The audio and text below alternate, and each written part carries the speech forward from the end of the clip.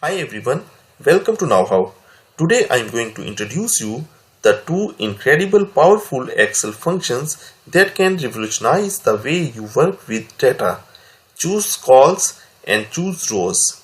Now imagine being able to pull out just the columns or rows you need from a massive dataset without messing around with filters or manual edits. Sound handy, right? Well, stick with me because I'll show you how you can do this exactly.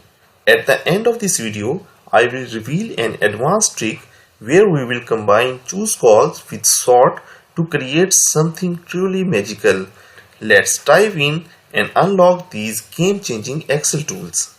So this is the data that I will use. In this data we have the product ID, product name, category, price, unit sold and the region.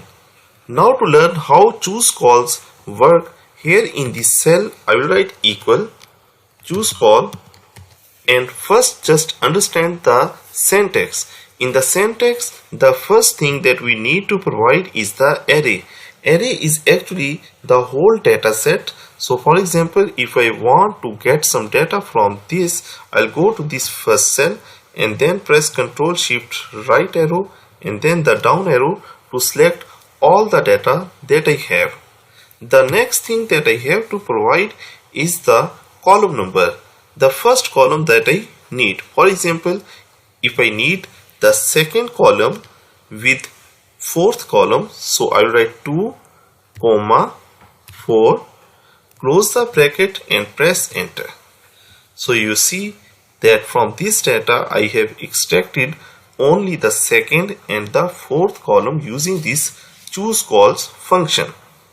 If I go to this formula and I change the column number, I get the next customized columns that I have entered into my formula.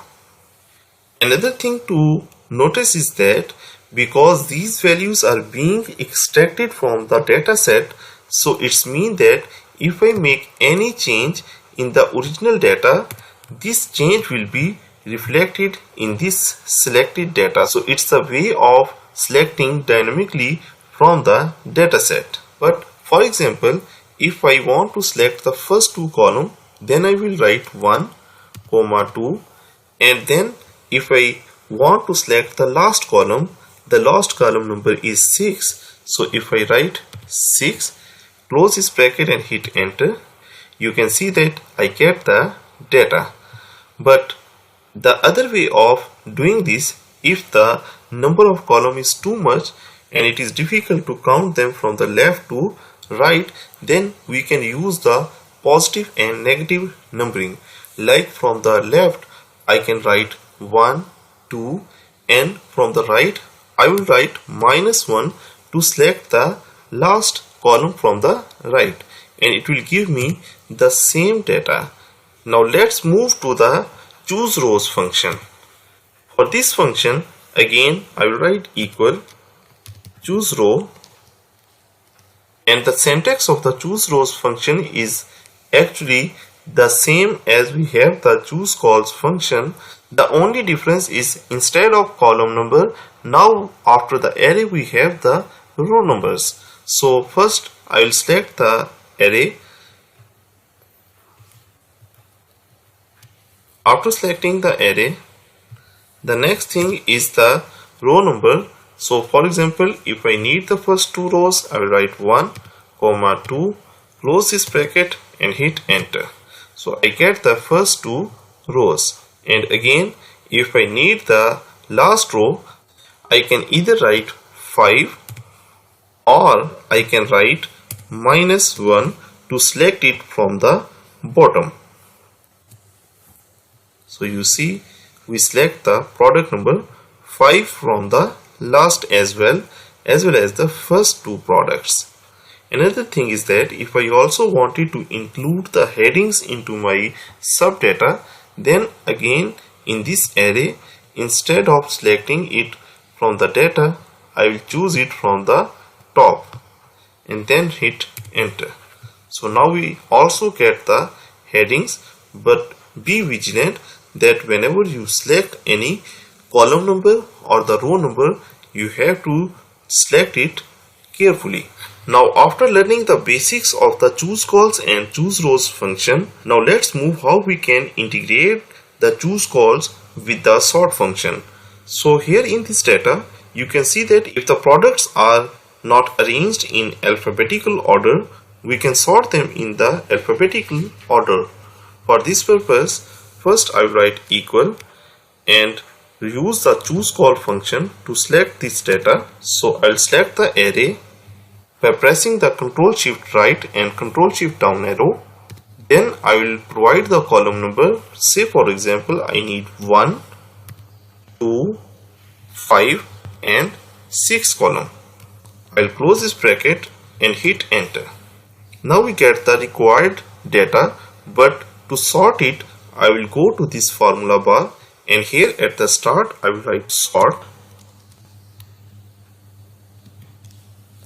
and then pass this argument of CHOOSECOLS as array of the sort, and after this I will put comma and then I have to provide the sort index. Sort index is actually the column number that on which basis I want to sort. So for example, I want to sort it on the basis of the product name that is in the second column. So I will write 2, close this bracket and hit enter. So now you see that the products are ordered alphabetically. Let's quickly recap what we have covered today. We explored how to use the CHOOSECOL function to select specific columns from a range of data. This function is incredibly useful for creating customized view of your data without having to manually copy and paste columns. Similarly, we looked at the CHOOSEROW function, which allows you to pick specific rows from a dataset.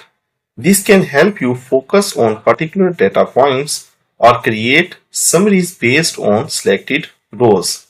And lastly, we combined the CHOOSECOL function with sort function to dynamically sort and display selected columns.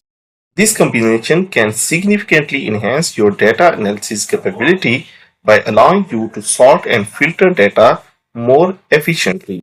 There you have it, CHOOSECOLS, CHOOSEROWS and the exciting combo of CHOOSECOLS with sort.